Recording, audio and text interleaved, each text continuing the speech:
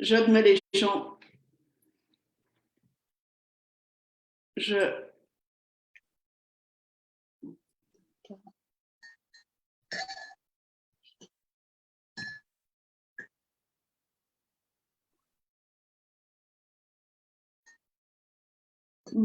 Bonjour à tous. Eh bien, nous voilà à nouveau réunis. Nous voilà à nouveau réunis pour cette deuxième échange, cette deuxième semaine d'échange sur l'histoire des débuts entrepreneuriales. Et ce soir, nous recevons Marianne, enfin, nous recevons, pardon, je reçois, ce sera plus cool, Marianne. Bonsoir, Marianne. Bonsoir Eliane, merci pour l'invitation.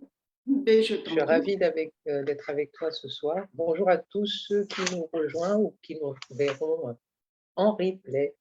Absolument. Donc, si jamais effectivement vous êtes en direct ou autre chose, mettez-nous ne serait-ce qu'un petit message, etc., ou un hashtag live, ou un hashtag replay, ça permettra un petit peu de faire monter les vues quelque part. Ce sera bien. Marianne, on va peut-être commencer tout de suite. Est-ce que je peux te laisser te présenter pour nos intervenants? Alors oui, bien sûr, pour celles et ceux qui ne me connaissent pas, je m'appelle Marianne, j'ai 44 ans, je suis maman de 2 ados, 18 et 16 ans. Je suis installée en Haute-Savoie en tant que réflexologue.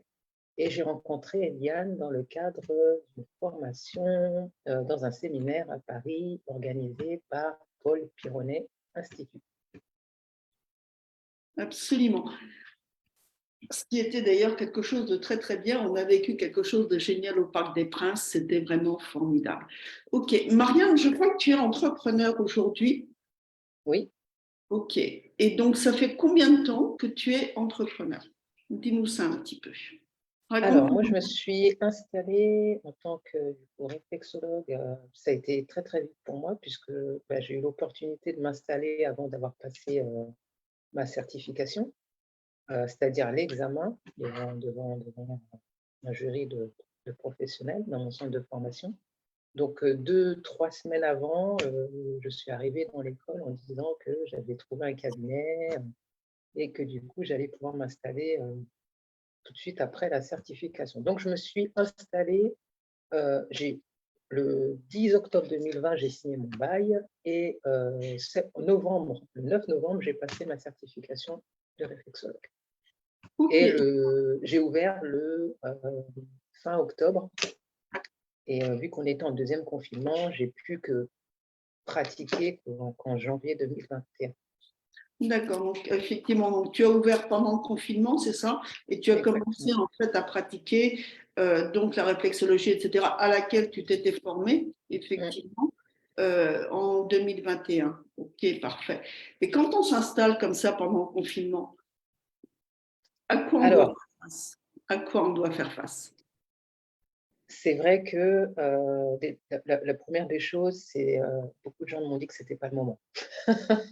Que c'était pas le moment et que je prenais un gros risque compte tenu du fait qu'on ne savait pas dans quoi on allait. On était dans le deuxième confinement, c'était un peu compliqué par rapport à ceux qui pouvaient rester ouverts, pas ouverts. Et finalement, j'ai ouvert, mais je ne pouvais pas continuer à travailler. Donc, psychologiquement, c'était pas évident. Ok, quand tu dis que c'était pas évident, qu'est-ce qu'il y a eu derrière? Il y a eu de la peur, il y a eu quelque chose? Alors, en fait, moi, j'ai eu la chance, déjà, de savoir très vite ce que je voulais faire en tant que réflexologue, c'est-à-dire avec le confinement, je me suis dit que le fait de m'installer, d'ouvrir, du coup, de pouvoir avoir un accès pour les personnes, puisque je rappelle qu'on ne savait pas si on allait être déconfiné ou quoi, c'était un moyen pour les gens d'avoir accès à des soins, de les faire sortir de chez eux et surtout de préparer l'après-confinement, puisqu'on sait que durant cette période-là, c'était assez compliqué pour les gens, notamment pour ceux qui étaient en télétravail. Donc, le fait d'avoir un point d'accueil pour recevoir les gens leur donner à disposition des outils et pour qu'ils puissent prendre soin d'eux et puis qu'ils puissent gérer leur vie personnelle, professionnelle, etc. c'était juste, pour moi, c'était évident, quoi. Ce que je n'avais pas mesuré, c'était l'après. C'est-à-dire, qu'est-ce que tu veux dire par là? Du coup, le fait que, à peine que j'ouvre, il fallait que je ferme, donc j'ai fermé presque 2 mois. Ça veut dire que quand on s'installe, au niveau des charges, que vous ayez des revenus ou pas, vous devez les payer. Et vu que je venais de m'installer, je ne rentrais pas dans le dispositif au niveau de ce qui avait été mis en place par le gouvernement pour soutenir les entrepreneurs. Donc, D'accord. je roulais sur mes fonds propres, complets. Donc, c'est vrai que psychologiquement, ce n'était pas facile, surtout au niveau du mental, hein, parce que à côté de ça, moi, à cette époque-là, je cumulais un mi-temps. Donc, je travaillais aussi dans le périscolaire. Donc, j'avais ma vie personnelle, mon travail à mi-temps et le lancement de mon entreprise. Ok, Tout donc ça dans le contexte du Covid, donc justement, l'après-Covid. ça fait quand même beaucoup de choses, effectivement, qui se sont cumulées. Ok.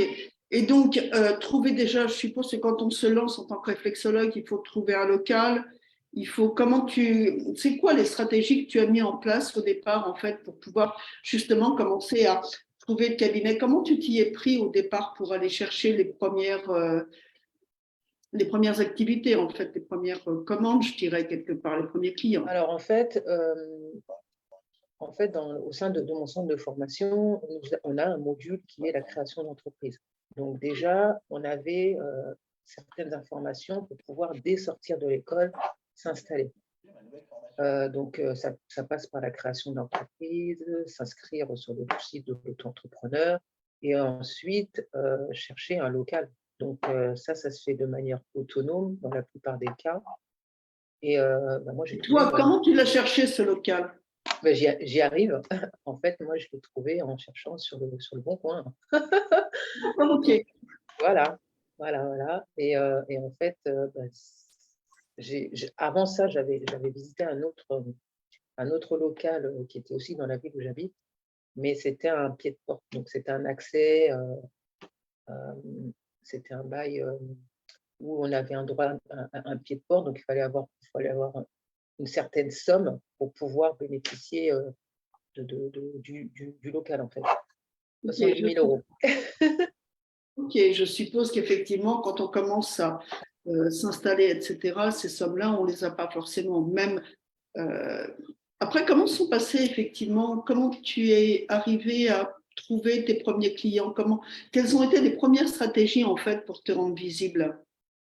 Alors, Qu'est-ce que tu as pu c'est une mettre en bonne place? question. C'est une bonne question parce qu'à cette époque-là, moi, je démarrais tout juste sur les réseaux parce que j'étais assez fermée sur les réseaux, mais j'aimais bien travailler en externe, en fait. C'est-à-dire que moi, à la base, j'ai travaillé sur une plateforme de création de site web, donc j'étais bien cachée. Et au sein de cette plateforme, j'organisais des réunions Zoom comme ça, tous les lundis soirs à 21h, avec les personnes qui avaient souscrit à une offre de création de site web. D'accord. Donc, c'est vrai que les réseaux sociaux, j'y étais très peu, parce qu'à ce moment-là, voilà, je ne pensais pas encore à développer toute ma communication via les réseaux sociaux, même si je savais que c'était indispensable, puisque confinement, on était tous sur les réseaux sociaux. Et en fait, moi, ce qui m'a ramené du monde, c'est aussi le bouche à oreille. Donc, c'est vrai que j'ai été me présenter aussi auprès des praticiens qui étaient autour de moi, parce que c'est normal quand on arrive dans un endroit où il y a déjà des professionnels qui sont présents, aller se présenter, se faire connaître, c'est déjà une chose. Et ensuite, j'ai eu aussi, et il faut le dire, le soutien des habitants, puisque là, la plupart des gens avaient décidé de consommer au niveau local. Donc, ils choisissaient un petit peu les endroits dans la ville, donc, qui étaient dans un certain périmètre, pour justement faire leurs achats, puisqu'on est en fin d'année. Et du coup, ça, plus le bouche à oreille, mon réseau personnel et professionnel, ont fait que ça m'a aidé à me lancer. Ça t'a aidé à te lancer. Ok, très bien. Et autrement, alors les petites victoires, comment est-ce qu'on gère en fait comment dire, un début d'activité en fait, parce qu'il y a ce qu'on a envie de faire, il y a l'objectif, et puis il y a toutes les étapes entre. Est-ce que tu peux nous parler un petit peu de ce parcours? Alors, pour faire simple, la première des choses, c'était de passer l'examen, de s'installer. Ça, c'était acté. Ensuite, il fallait s'occuper de toute la partie communication, développement, acquisition client. Donc, moi, là-dessus, ce qui m'a un peu facilité la tâche, c'est que vu que c'était du bouche à oreille et que j'ai eu quand même un volume de personnes, j'ai pu gérer quand même le flux de clients avec une organisation quand même. Donc, une gestion de planning, une prise de rendez-vous, tout ça qui était déjà en ligne, ce qui m'a permis quelque part de ne pas me retrouver saturée. Ensuite, c'est tout l'après en fait auquel il faut penser. C'est-à-dire que dans mon cas, j'ai pu bénéficier pendant longtemps d'une certaine rotation grâce aux bouche à oreille, mais à un moment donné, ça s'épuise. Et dans mon cas, ça s'est épuisé puisque du coup, en février-mars, ils ont lancé le projet qui consiste à faire venir le tramway dans la rue qui est perpendiculaire à la station du tramway, ce qui a fait que ma rue principale était complètement fermée. D'accord, coup, quelque part, voilà, dans le tournement de clientèle, il a fallu faire. il a fallu gérer ça. Ouais. Il a Dire, fallu gérer aller ça. dire, OK, coucou, je suis là, en fait, même si c'est fermé, j'existe. Voilà, d'où après les réseaux sociaux. OK. D'accord, Voilà. donc c'est vraiment à la suite d'une impossibilité, en fait, de communication matérielle, quelque part, que tu en es venu sur les réseaux sociaux, c'est ça? Local, ouais, local, oui, puisque si tu veux, vu que j'étais sur l'accès de la rue principale et qu'elle était fermée dans un sens et dans l'autre, il y avait eu un détournement, si tu veux, de l'accès Bien sûr. qui n'était pas très grand, mais qui a quand même participé à une petite chute, puisque l'accès et les clients, quand ils viennent dans un endroit, la première chose qu'ils regardent, c'est s'ils peuvent se garer. Oui, absolument. Oui. Et la problématique, c'est que le parking qui était réservé à la clientèle, il a disparu pendant les travaux. Du coup, ça faisait faire des détours parce que, OK, j'avais la clientèle locale, mais j'ai des gens qui venaient de Thonon-les-Bains, enfin, qui faisaient 45 minutes, Champs-sur-Léman, enfin, c'est 45 minutes. J'ai une maman qui venait pour son bébé, elle faisait 1h15. Donc, ouais. Donc, du coup, la question du transport et du coup du local, pour moi, il a fallu tout de suite que je la régule par le fait de communiquer sur les réseaux, qui me permettrait de trouver aussi les gens, de communiquer avec eux et de les faire venir euh, pour qu'ils sachent que je suis là, en fait, et que je ne compte plus que sur du local. OK, d'accord, oui, effectivement. Donc, ça a été toute une stratégie, en fait, à mettre en place, que ce soit au niveau de la communication, etc. Et disons que tu avais quand même matériellement la chance, en fait, d'avoir cette expérience un petit peu avec les sites web, Ah qui oui, oui, oui, oui, permettait parce que pour justement les… d'avoir une forme de connexion électronique, en fait, informatique, quelque part. Oui, oui, franchement, je pense que c'est un atout qui n'est pas négligeable. OK. Tout à fait. Par contre, j'ai une question. Tu disais effectivement que tu t'es formé. Est-ce que tu as pu t'appuyer, en fait, quelque part, quand tu as démarré, sur les collègues ou l'école avec laquelle tu avais fait cette formation? Est-ce qu'il y a eu un Alors oui, soutien de l'école? Est-ce qu'il y a eu quelque chose?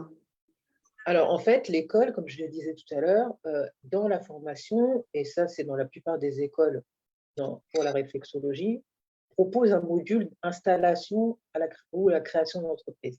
Oui, Mais mais ça reste les fondamentaux. voilà, c'est La, ce que tu dis. la réalité, c'est que, et moi j'ai pu le constater, c'est que beaucoup de personnes se retrouvent seules une fois qu'ils sont sortis avec leur certificat en poche, quoi, ou leur diplôme. Hormis le fait d'aller prospecter, ce qui est une chose que tout le monde peut faire, toute la question de comment apprendre à gérer son entreprise, à faire un bilan, la comptabilité, parce que bon, c'est vrai que en micro-entreprise, c'est vrai que c'est vachement facilité au niveau de la gestion, et heureusement. Et heureusement. Mais pour d'autres personnes, ça peut être très complexe. Et sur ce plan, et je parlais aussi, par exemple, je pensais aussi sur le fait d'aller chercher des clients, etc. Est-ce qu'il y a des pistes qui sont données, il y a des entraides enfin, entre certifiés quelque part, ou est-ce que… Alors, moi, en ce qui me concerne, moi, en ce qui me concerne, au sein de l'école, effectivement, ils expliquaient comment créer une page Facebook, comment créer un compte Facebook, comment faire un business plan sur 3 mois, parce que cette partie communication, elle comptait pour la certification, donc elle rentrait dans les mémoires, dans notre mémoire à rendre. Donc, il y avait quand même des choses, il y a quand même des choses qui sont proposées. Faut être quand même juste. Ce qui se passe, c'est que une fois qu'on est sur le terrain, on peut se retrouver perdu. Ça, oui, tout à fait. Ok, dans ce cas-là, quelles sont les stratégies qu'on peut mettre en place en fait? Qu'est-ce que toi, tu as mis en place comme stratégie à partir de ce moment-là? Bah, comme je t'ai dit, moi, la chance que j'ai, c'est que j'ai une aisance sur le niveau web, la création et la gestion d'un groupe Facebook, tout ça, je sais faire. Après, c'est vrai que c'est pas quelque chose qui m'amuse. Mais voilà, pour les clients de la plateforme sur laquelle je travaillais, c'était beaucoup des personnes qui voulaient développer une activité complémentaire parce que voilà, soit ils ne trouvaient pas de travail, soit voulaient devenir indépendants, mais c'était quelque chose qui était lourd pour eux, donc ils avaient besoin d'un accompagnement. Donc là, oui, les réseaux sociaux, c'est quand même, si on veut développer ça en tant que professionnel, il faut quand même avoir des connaissances, quoi. Et toi, tu as eu la capacité d'aller chercher des alliances assez rapidement ou ça a été difficile à trouver? Alors, en fait, les réseaux sociaux, il y a 2 possibilités. Soit on apprend à les gérer tout seul et ça veut dire qu'on est sur de l'organique. Donc, il y a toute une stratégie à mettre en place et c'est ce que moi j'ai fait. Et c'est ce que je transmettais aux personnes que j'avais en accompagnement sur la plateforme. Mais sinon, vous avez du budget entre 500 et 1 500 €. Vous allez voir une agence et puis c'est elle qui vous gère votre communication sur les réseaux sociaux. Et il faut savoir que ça ne garantit pas que vous ayez 10, 50, 20 ou 30 Oui, rendez-vous bookés. c'est clair qu'effectivement, entre la communication et il y a des fois les résultats, il y a quand même il peut y avoir beaucoup d'écart, quelque part. Et Voilà, c'est pour ça que quand on débute, moi je conseille aux personnes Maintenant, il y a plein de choses qui sont mises en place, hein. On peut dire merci à YouTube si on n'a pas de budget, que on veut quand même être un petit peu indépendant et comprendre comment fonctionnent les choses, comment fonctionnent les choses. Et c'est ce que je conseille aux gens, c'est déjà d'apprendre un petit peu par soi-même et dès que c'est possible, de déléguer parce que c'est énergivore, le boulot. C'est énergivore. les réseaux sociaux, oui, oui, tout à fait. Ah ouais. Effectivement, j'ai travaillé aussi, enfin, je les utilise aussi et c'est vrai que si on ne les cadre pas au départ, ça peut prendre effectivement énormément, énormément de temps et en fait ne plus quelque part laisser de disponibilité pour le reste. Maintenant, j'ai une autre question, Marianne. Par rapport à la vie en général, etc., le fait de créer une entreprise, comment tu as géré le rapport en fait entre la création d'entreprise et la vie perso? Parce que quand on crée, en fait, moi je sais pour l'avoir vécu, que quand on crée une entreprise, on a tendance à s'y investir tellement que quelque part tout ce qui est autour, on n'a plus quelque part le temps pour le faire ou pratiquement plus. Et toi en plus, tu avais des enfants. Donc quelles sont les stratégies que tu as mis en place? Comment tu as géré ça? Alors, en fait, c'est vrai que moi, j'ai eu la chance de pouvoir trouver de la place pour chacune des choses, en fait. C'est-à-dire que, par exemple, quand donc j'étais sur du périscolaire, donc cet emploi, je l'ai fait pendant à peu près 2 ans et demi. C'était aussi en lien avec ma formation. C'était sur des horaires de fin de journée. Si je prends l'exemple du mercredi, par exemple, j'avais les trois gamins à garder le mercredi, et ben à 14h30, quand la maman venait les récupérer, moi j'allais à mon cabinet. Et à 19h, 19h30, voire grand maximum 20h, j'étais chez moi avec mes ados. Et pendant la période du confinement, du coup, quand on était enfermés, ce qui était génial, c'est que je pouvais sortir avec les enfants.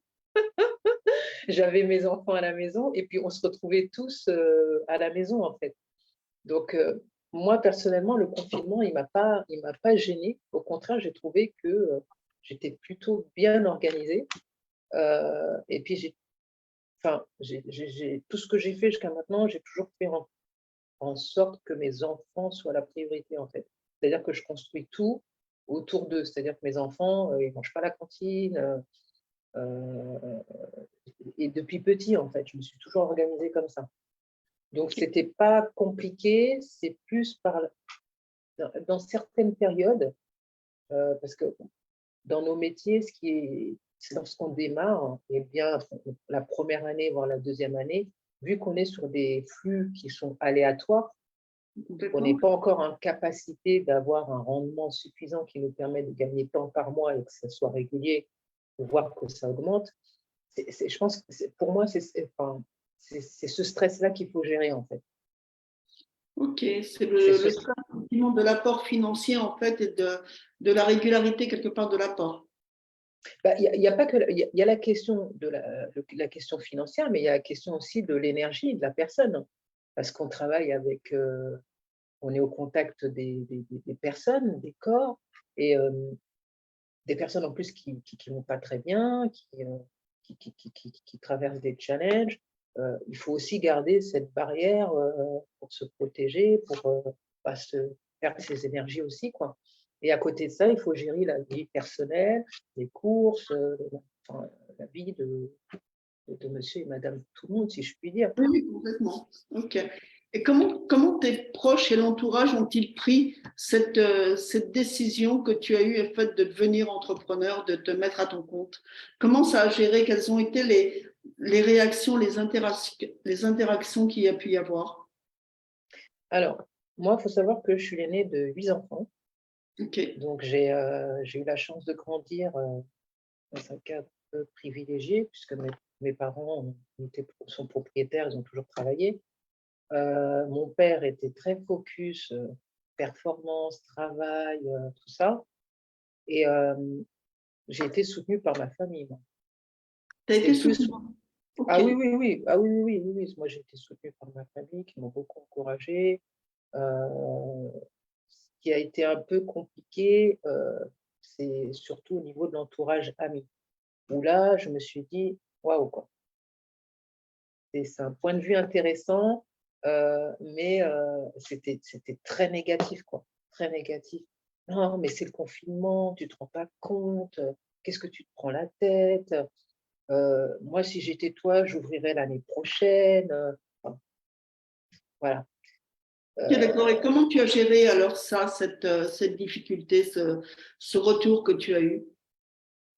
Écoute, je l'ai plutôt bien géré parce que je me suis dit que ça, ce sont leurs projections et pas les miennes. Complètement. Donc déjà à la base, pris j'ai toujours pris mes décisions et assumé. Comme mon style de vie, tout ça, je l'ai toujours assumé. Ça n'a jamais été un souci. Donc c'est vrai que ça m'a permis de voir aussi que lorsqu'on se lance dans l'entrepreneuriat, si vous n'êtes pas entouré avec des personnes qui sont dans dans le même état d'esprit, et puis qui connaissent ce domaine, donc qui peuvent vous conseiller quand ça ne va pas, quand on est bloqué, quand on est en baisse d'énergie ou de motivation, ça va être très compliqué, quoi. Parce que l'entourage, il nous conseille que par rapport à ce qu'eux, ils ont vécu. Moi, je sais que j'ai des copines qui me disaient, oh là là, on ne te voit plus, tu es à fond boulot, tu es à fond boulot, tu sors quand? Et je me dis, oui, mais on n'a plus la même vie, quoi. Non, c'est sûr, effectivement, mais c'est souvent aussi quelque chose dont des gens qui veulent se lancer n'ont pas forcément conscience, quelque part, justement, de l'impact de l'impact que va prendre, en fait, le fait de créer un job sur l'intégralité de leur vie. Et on n'a pas forcément cette notion de rapport Attends, j'ouvre la minette. Je t'écoute, hein. entre le plus et le moins, entre l'entrepreneuriat et la vie perso. Oui, oui, tout à fait, tout à fait. Mais après, c'est comme je dis, c'est. Enfin, après, il y a comme une rotation qui se fait, en fait. Quand je change avec les clients, qu'on discute, qui se confient à nous et qui voient qu'ils ont une écoute attentive en face de nous, ben, ça déjà, ça nous ouvre d'une autre manière. Et après, quand on parle avec d'autres collègues, d'autres praticiens, ben, quand on se parle, on se comprend, en fait. Oui, vous parlez le même langage quelque part. Exactement. Mais ça ne veut pas dire pour autant qu'il faut se fermer et puis fréquenter même des personnes qui vous disent ou qui ne sont pas OK avec notre choix. Parce qu'il y en aura, il y en aura toujours. Okay. Mais c'est vrai que moi, pour moi, j'ai vu quand même la différence. D'accord. J'ai Et donc, vu la différence. OK, parfait. Et aujourd'hui, alors, l'évolution, en fait, de ton job, de ce que tu as créé, ça a donné quoi, en fait, depuis la date de création jusqu'à maintenant? Qu'est-ce que tu pourrais, si tu faisais un retour dessus, qu'est-ce que tu pourrais en dire aujourd'hui de cette posture d'entrepreneur, de la création de ce job, des satisfactions peut-être que ça a peut-être pu t'apporter ou des victoires, de la reconnaissance? Je ne sais pas si tu avais un petit peu un état des lieux à faire aujourd'hui de cette dynamique, qu'est-ce que tu pourrais en dire? Alors pour moi, je pense que je suis en train d'expérimenter l'entrepreneuriat avec ces montagnes russes. Comment ça, tu Euh, penses? oui, et je pense que aujourd'hui, oui, c'est un passage. J'ai l'impression que je suis en train de passer certaines étapes qui sont en train de m'emmener dans une direction, je ne sais pas laquelle. Et je pense que en réalité, n'importe quel entrepreneur, à mon avis, va passer des paliers. L'erreur, c'est de rester figé et de croire qu'en fait, ce qu'on est en train de faire, c'est ce qui va être fait jusqu'à la fin de notre entreprise, en fait. Moi, c'est ce que je suis en train de découvrir au final. Tu es en train de le découvrir parce qu'aujourd'hui, tu as des augmentations de clientèle, il y a des choses Alors, où la où il y a une clientèle, direction différente à prendre. oui, alors en fait, Euh, ce qui se passe, c'est que, enfin, moi, pour mon cas, il y a un changement. ok. Il y a un changement que je n'ai pas forcément vu venir. C'est-à-dire, tu peux nous en dire un petit peu plus? En fait, aujourd'hui, je suis rentrée par la porte de ce métier parce que c'est en lien avec des outils qui m'ont permis de moi prendre soin de moi et d'améliorer ma santé sur tous les plans. D'accord, donc la base du job que tu as créé, c'était vraiment dans un premier temps améliorer ta propre santé. En fait, enfin, disons que ça a été en rapport avec l'amélioration de ta santé au départ, c'est ça? Tout à fait, parce que moi, je ne savais pas que je deviendrais réflexologue. Je suis rentrée dans le milieu de la médecine alternative. Enfin, c'est mon neurologue qui m'en a parlé, moi, Ok, et qui m'a proposé de faire une transition tout en alliant les deux médecines pour améliorer mon état parce que au niveau de la prise en charge en médecine allopathique, j'étais arrivée au bout de ce qu'il proposait, en neurologie, je parle. ok. Du coup, je suis rentrée par la porte de l'aromathérapie. Et quand j'ai vu que l'aromathérapie pouvait améliorer beaucoup de symptômes, euh, notamment sur tout ce qui est infection virus, moi, c'est comme ça que je suis tombée dans l'aromathérapie parce que, pour la petite histoire, à l'école, on parlait futurs, euh, des futurs soins par lesquels l'aromathérapie pourrait apporter une réponse positive, voire bénéfique. Et moi, vu que je suis sénégalaise, une des maladies qui est répandue, c'est le paludisme. Oui, effectivement. Et voilà. Et en fait, lorsque, avec le formateur qui est médecin, m'a dit qu'effectivement, avec certaines synergies que j'avais composées comme ça, avait dit que on pourrait apporter une réponse positive pour le paludisme. Dans ma tête, je me suis dit, mais c'est juste génial. D'accord. Donc, j'ai décidé de me former à l'aromathérapie. euh, et je l'utilisais déjà à la maison, mais c'était dans le tiroir. Et en fait, c'est là où j'ai compris qu'en fait, c'était un métier, qu'on ne pouvait pas acheter 2, 3 huiles et faire son mélange comme ça, parce qu'on est sur des produits qui sont très puissants, qui peuvent être très dangereux si on ne fait pas attention, parce qu'on est sur de la chimie. Donc voilà, moi, je suis rentrée à la base dans ce domaine-là par l'aromathérapie. Et ensuite, on m'a dit, écoute, toi, par rapport à ton cas, et qu'il y avait une cohorte qui passait la certification de réflexologue, on m'a proposé de devenir cas pratique, ce que j'ai accepté. Ok. Voilà. Et puis, 6 mois après, j'ai appelé mon formateur et je lui ai dit que j'avais réfléchi, qu'effectivement, associer les deux, ça pourrait être quelque chose de super. Et c'est ce que j'ai fait. Ok, d'accord. Si je comprends bien, donc au départ, il n'y avait pas vraiment un objectif ou autre chose de devenir, enfin, ou de travailler dans l'aromathérapie ou de Moi, travailler. à la base, c'était l'aromathérapie. Je Ça a pensais été. que Ok. Mais le fait de devenir réflexologue a été, entre guillemets, on pourrait dire un concours de circonstances, quelque part. Une certaine. disons que je ne l'ai D'une pas vu certaine. venir. Je ne l'ai pas vu venir, ça s'est présenté comme une évidence, en fait, comme une complémentarité. Ok. Voilà. Parce que, pour dire la vérité, je n'étais pas certaine avec ce qui se passait, parce qu'il ne faut pas oublier qu'on était dans un contexte Covid, hein, confinement, nous on avait des autorisations encore à l'époque pour aller en formation. Je n'étais pas sûre que je pourrais pratiquer 100% de l'aromathérapie au sein de mon cabinet, en fait. Ok. Et aujourd'hui, tu pratiques l'aromathérapie en même temps au sein de ton cabinet ou pas alors? Alors, je l'utilise Ok. dans les soins en réflexologie, mais je ne vends pas de synergie aromatique. D'accord. Et en fait, au niveau de la réflexologie, donc toi, tu es spécialisé dans quel domaine de la réflexologie? La réflexologie plantaire, la dorsale, l'oncologique et la périnatalité grossesse.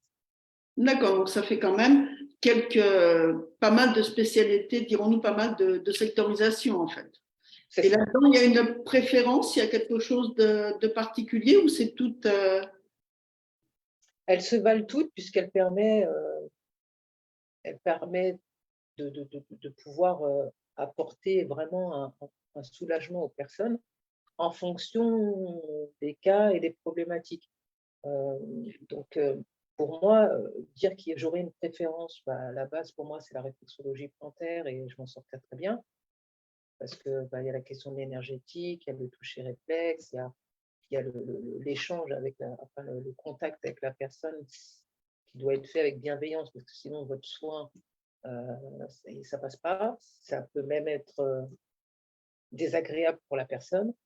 Mais c'est vrai que moi, mon objectif, en associant toutes ces spécialisations, je vais plutôt dire, appelez ça comme vous voulez, c'était de pouvoir apporter toujours avec ce côté prévention santé et autonomie santé, une solution aux personnes qui, quand elles ont besoin, elles peuvent y avoir recours en fait.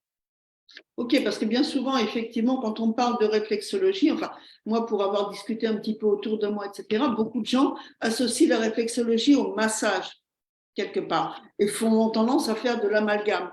Qu'est-ce que tu peux nous dire là-dessus? Parce que, en fait, je pense que ce n'est pas la même chose, et donc, on va profiter peut-être un petit peu, c'est pas tout à fait dans le cadre, mais on va un petit peu profiter de cette interview pour essayer d'expliquer un petit peu la différence entre les deux. Écoute, c'est marrant que tu me poses cette question parce que pour moi, ça n'a rien à voir. Okay. La réflexologie, c'est une technique qui permet oui, alors dans le cadre du bien-être, dans les cas parce qu'ils ne savent pas où la classer en vérité, mais elle intervient sur des champs au niveau thérapeutique, même si c'est un terme qu'on ne peut pas utiliser, holistique, énergétique, comme ça, je ne me mouille pas, mais elle couvre beaucoup plus que ça, puisque la réflexologie, on l'utilise en oncologie. Ok, Donc, donc pour quelque moi, part, en oncologie, on est en paramédical, en massage, on est en bien-être. C'est un petit peu la différence qu'on pourrait faire. Tout à fait, mais la réflexologie plantaire, ce n'est pas un massage. Ça n'a rien à voir. Le massage bien-être et le massage thérapeutique, c'est deux choses différentes. Ok. Ça pourrait s'apparenter un petit peu à de l'acupuncture quelque part. Est-ce qu'on pourrait le C'est classer plutôt dans ça. le même style de… Pour moi, c'est plus ça.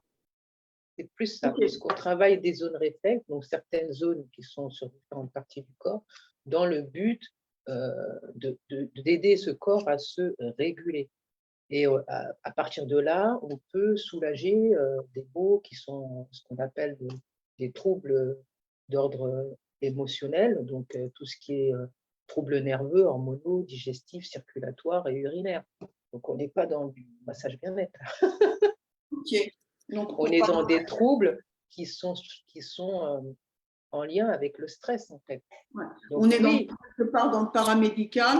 On parle aussi, éventuellement, on pourrait parler d'ostéopathie. l'ostéopathie, c'est autre chose. L'ostéopathie, c'est un autre domaine. On travaille plus sur tout ce qui est ostéo-articulaire, donc tout ce qui est en lien Ouais, enfin, avec… je connais des ostéopathes qui travaillent énormément sur les énergies aussi. Ah, bien sûr. Ah, mais de toute façon, à partir du moment où vous travaillez sur un corps, vous travaillez avec l'énergie. Ok, ben écoute, merci beaucoup pour cette distinction et j'espère qu'elle apportera effectivement une information vraiment particulière et au bénéfice des réflexologues parce qu'a priori, comment dire, vous êtes de l'accompagnement paramédical dans le bien-être quelque part. Et c'est quand même effectivement très, très intéressant de faire la distinction entre ça et le simple massage où, tiens, j'ai mal au dos, ok, je vais me faire masser. Je ne pense pas que ce soit tout à fait la même chose. Non, ce n'est pas la même chose. Ok. Eh bien, écoute, merci pour tout ça, Marianne. Je t'en prie. Je Je t'en pense prie. qu'on va probablement clôturer. On arrive à peu près à la fin de cette interview. Est-ce que Très juste bien. tu peux maintenant nous dire éventuellement où est-ce qu'on peut te trouver? Alors, tu m'as effectivement communiqué le lien de ton site web. Oui, tout à fait. Je mettrai donc en commentaire sur Facebook et sur la vidéo. Est-ce qu'il y a d'autres endroits où on peut te trouver, je ne sais pas, une page Facebook quelque part, etc. Alors oui, j'ai ma page Facebook, Marianne Réflexologie, j'ai le groupe que j'ai intitulé Vie ma vie de réflexologue, mais c'est ouvert aux praticiens, puisque dedans, on échange entre praticiens sur les différentes problématiques, justement en lien avec soit la création, soit l'installation, ou soit le développement, la communication. Et ceux aussi voilà, qui veulent avoir des infos sur comment développer leur activité, parce que le but, c'est quand même d'en vivre. Et c'est vrai que pour ça, il faut quand même être bien accompagné. Alors, je sais qu'il y a des pros qui le font très, très bien et il ne faut pas hésiter à aller les voir. Parce que pour moi, je suis convaincue que quand on est praticien, notre place, c'est auprès des clients ou des patients pour ceux qui… Et en fait, laisser ceux qui ont l'expérience pour faire, ça nous fait gagner du temps, de l'argent et de l'énergie. Ok, très très bien. Eh bien, écoute, Marianne, je te remercie pour ce moment passé ensemble. Merci à toi pour l'invitation. Félicitations pour ton projet. Je te suis. Je vois que ça avance bien. Bravo. On essaye de montrer un petit peu effectivement l'objet de ces interviews, comme je te l'avais dit, et j'en profite d'ailleurs pour le dire, est un petit peu d'interroger et de donner en fait des pistes aux gens qui voudraient peut-être porter un projet ou créer un job, etc., pour voir qu'il y a quand même différentes manières de faire, différentes manières de se poser des questions, différentes manières de sortir des challenges, effectivement, mettre des stratégies en place et qu'il n'y en a pas qu'une seule et que prendre une seule stratégie et tout le temps se taper la tête contre le mur, ça fait mal déjà, et puis deux, je ne suis pas sûre qu'on casse le mur, donc quelque part offrir un petit peu des pistes différentes peut effectivement permettre un petit peu de réfléchir. Voilà. Non, c'est clair. Et puis, je pense que de toute façon, c'est plutôt intéressant ce que tu proposes parce que beaucoup de gens vont se tourner vers l'entrepreneuriat pour avoir une autre solution. De plus en plus, je pense, oui. Et oui, et c'est bien que voilà, il y a des gens qui s'intéressent à cette question parce que c'est une aventure humaine. On rencontre des personnes et on avance main dans la main les uns avec les autres, quoi. Donc, absolument, on avance main dans la main et je pense que l'important peut-être pour des gens qui veulent se lancer, c'est peut-être aussi de se faire accompagner, se faire accompagner par des gens qui l'ont déjà fait parce qu'il y a des pièges ou des écueils. Je dirais pas faire éviter parce qu'il faut que chacun fasse ses expériences. C'est mais ça. Au moins, quand on est accompagné, on se casse un petit peu moins vite la figure, il y a des fois. Oui, tout à fait, parce que c'est comme ça qu'on apprend. Donc, si on est accompagné, ça fera moins mal. Complètement. Eh bien, merci. Merci à toi, Yann. Beaucoup, Marianne. Je t'en prie, avec plaisir. À très, très bientôt. À bientôt. Belle soirée à tout le monde. Et puis, bonne soirée à tous. Merci de nous avoir suivis. N'hésitez pas à nous laisser des petits commentaires ou même des questions éventuellement auxquelles on pourra répondre en replay. Il n'y a pas de souci là-dessus. C'est OK pour nous. Bonne soirée. Merci à tous. Au revoir.